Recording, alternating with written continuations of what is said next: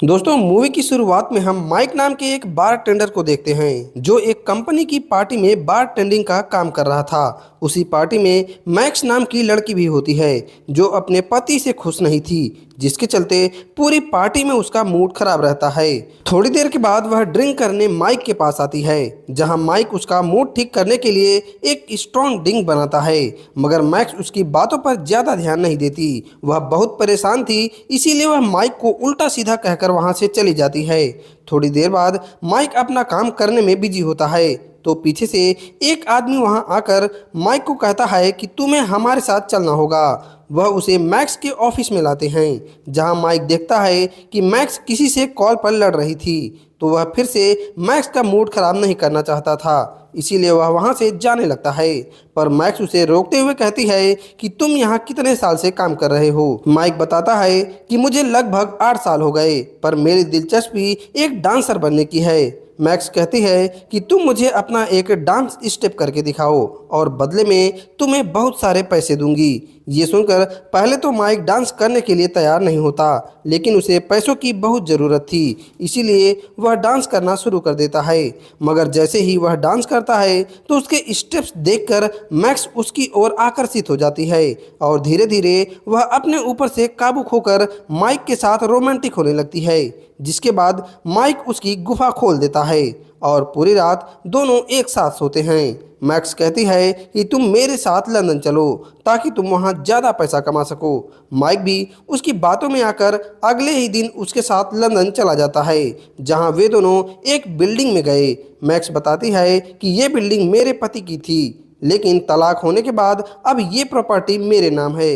फिर वे दोनों अंदर आए तो वहां पर एक शो चल रहा था। मैक्स कहती है कि मैं जब भी इस शो को देखती हूँ तो मुझे अंदर से बहुत बुरे वाइब्स आते हैं, इसीलिए वह एक बड़ा फैसला करती है। वो उसी समय सबको कहती है कि आज के बाद से यहाँ कोई भी शो नहीं होगा, क्योंकि मैं यहाँ एक नया प्रोग्राम शुरू करने वाली हूँ। और वो अपने प्रोग्राम वाले का हेड माइक को बना देती है, क्योंकि अब वह ही उसके सबसे करीब था। थोड़ी देर बाद जब मैक्स लंच कर रही थी तो माइक कहता है कि तुमने अंदर इतना बड़ा फैसला कैसे ले लिया, जबकि मुझे तो कोई काम भी अच्छे से करना नहीं आता। मगर मैक्स समझाती है कि तुम धीरे धीरे सारा काम सीख जाओगे। तभी वहाँ पे एक लड़की आई जो मैक्स की बेटी होती है। वो अपने माँ से बिल्कुल भी खुश नहीं थी, क्योंकि कई सालों बाद आज उसकी माँ उससे मिलने आई थी। मैक्स अपनी बेटी को समझाने की कोशिश करती है कि मैं थोड़ा काम में बिजी थी, इसीलिए तुमसे मिलने का समय नहीं रहता, लेकिन उसकी बेटी कोई भी बातों पर ध्यान नहीं दे रही थी और वहाँ से चली जाती है। रात के समय माइक अपने सारे दोस्तों को कॉल लगाकर बताता है कि मैं लंदन में शिफ्ट हो गया हूँ और जल्द ही मैं सबका कर्ज चुका दूंगा। वो मैक्स से मिला जहां उसका कुछ करने का मन होता है और वो मैक्स से कहता है कि चलो आज की रात कुछ शानदार करते हैं। मैक्स उसके इशारे समझ गई थी कि माइक को फिर से क्या चाहिए, लेकिन इस वक्त उसका मूड ठीक नहीं था, इसीलिए वो वहां से चली गई। अगले दिन माइक और मैक्स अपने काम पर लग जाते हैं, जहां वो अपने प्रोग्राम के लिए अलग अलग डांसर ढूंढ रहे थे और बड़ी ही मुश्किल से उन लोगों को बहुत सारे डांसर मिल भी गए। माइक उन सभी को कहता है कि हमें ऐसा शो करना है जिससे कि सारी लड़कियां हमारे डांस की दीवानी हो जाएं। सारे डांसर उनकी बातें सुनकर हैरान रहते हैं, क्योंकि उनके अंदर माइक जैसा हुनर नहीं रहता जो कि अपने डांस से किसी भी लड़की को अपने वश में कर लें। वो अपनी पूरी कोशिश करने का प्रयास करते हैं। थोड़े दिनों के बाद मैक्स और माइक एक पार्टी में गए। हाँ, मैक्स अपने दोस्तों को बताती है कि मैं जल्द ही एक ऐसा शो लाने वाली हूँ जिससे कि डांस की मदद से कोई भी लड़की प्यार में पड़ सकती है। वो कहती है कि माइक और मैं इस पूरे शो को शुरू करने में लगे हैं और कुछ समय बाद ही हमारा नया शो सबके सामने आएगा। मैक्स के सारे दोस्त ये बात सुनकर बहुत खुश होते हैं, क्योंकि अब उनको भी कुछ नया देखने को मिलेगा जो आज से पहले लंदन शहर में किसी ने नहीं देखा। फिर जाते वक्त मैक्स का बहुत मन करता है कि कोई मेरी गुफा में कुछ कुछ करे और वो माइक को कहती है कि तुम मेरी गुफा में जेसीबी चला दो, लेकिन इस समय माइक का मूड नहीं रहता और वह कहती है कि ये सब हम किसी और दिन करेंगे। अगले दिन माइक जब सोकर उठता है तो वह मैक्स की बेटी से बातें करने की कोशिश करता है और मैक्स की बेटी भी उससे बात करने लगी, पर पीछे से जोनस नाम का एक आदमी आता है जो कि मैक्स का पति था। जोनस को पता लगता है कि मेरी पत्नी मैक्स एक नया शो करने वाली है, लेकिन उसे विश्वास नहीं होता कि मैक्स कैसे हिम्मत रखकर ये शो खोल रही है।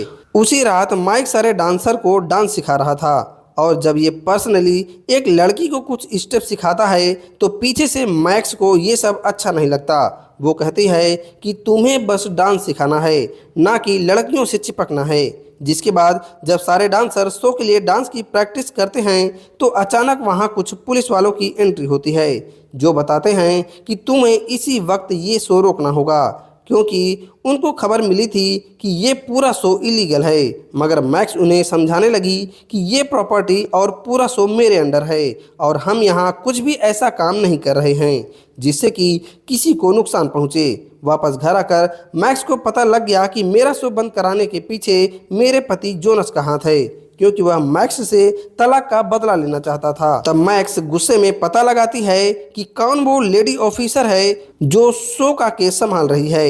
उसे उस लेडी ऑफिसर के बारे में पता लग जाता है। फिर वो माइक और सभी लोगों को कहती है कि हमें किसी भी हाल में उस लेडी पुलिस ऑफिसर को मनाना होगा ताकि वो हमारा शो बंद न करे। फिर वह गुस्से में अपने पति जोनस के ऑफिस आती है, जहां वह कहती है कि तुम कितनी भी कोशिश कर लो मगर मैं अपना शो शुरू करके रहूंगी।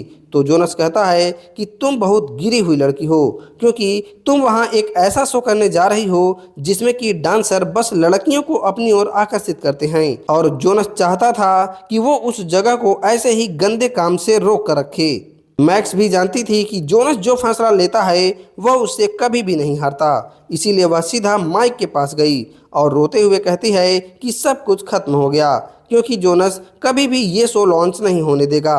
और वो बताती है कि मैं तुम्हें बहुत सारे पैसे दे दूंगी, तुम वापस अपने शहर चले जाओ। मगर माइक उसकी बातें सुनकर जरा भी हैरान नहीं होता। वो कहता है कि तुम इतनी जल्दी हार नहीं मान सकती, क्योंकि मैं तुम्हारे साथ हूँ और हम दोनों किसी भी हाल में ये शो लॉन्च करके रहेंगे। जिसके बाद माइक सीधा मैक्स की बेटी के पास गया और उसे कहता है कि मुझे तुम्हारी मदद चाहिए।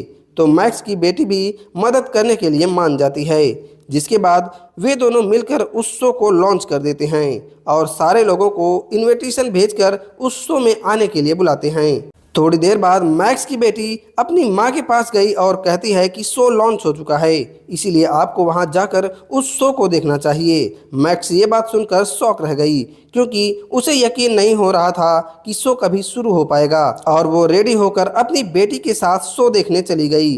तो उधर माइक भी देखता है कि मैक्स आ गई थी, इसीलिए वो शो को शुरू कर देता है, जहां उसकी कराई गई प्रैक्टिस से सारे डांसर बहुत ही अच्छे से परफॉर्म दे रहे थे। और ऐसा लग रहा था कि शो में आई लड़कियां उन डांसर को देखकर अपना होश खो रही हैं। फिर आखिरी शो खुद माइक का होता है, जहां वो अपनी स्किल से एक लड़की के साथ डांस करता है, जिससे कि वे दोनों एक दूसरे के बार बार क्लोज आ रहे थे।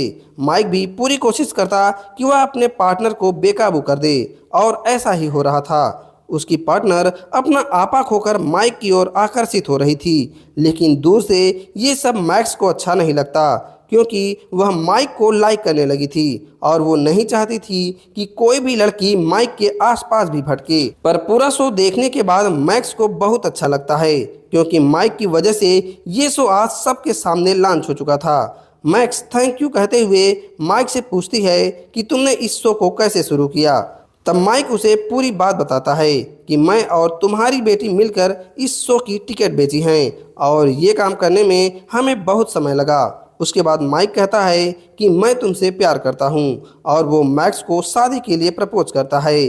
तो मैक्स भी उसे किस करते हुए कहती है कि मैं भी तुमसे बहुत प्यार करती हूँ और अब जोनस से सारे रिश्ते तोड़ना चाहती हूँ। फिर आखिरी सीन में हम देखते हैं कि सारे लोग डांस कर रहे हैं और इसी के साथ हमारी ये मूवी खत्म हो जाती है। तो दोस्तों, ये कहानी आपको कैसी लगी आप हमें कमेंट करके ज़रूर बताइएगा। साथ ही वीडियो को लाइक करके चैनल को सब्सक्राइब करना मत भूलिएगा। अब हम मिलते हैं एक नई वीडियो के साथ।